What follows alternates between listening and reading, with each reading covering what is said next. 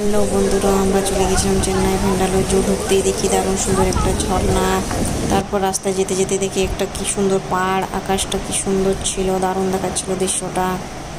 চলে গেলাম সাদা মোহরের কাছে, দেখলাম একটা মোহর চালের ওপর বসে আছে, তখন ছবি তুলে নিলাম। তারপরে গেলাম হরিণের কাছে, অনেক রকমের পাখি দেখলাম, পাখিগুলোর নাম জানি না। এটা মনে হয় কাকাতুয়া হবে, কাকাতুয়ার মতো দেখতে। পার্ল ককটেল দেখলাম, এখানে বাঘ দুটো শুয়ে আছে।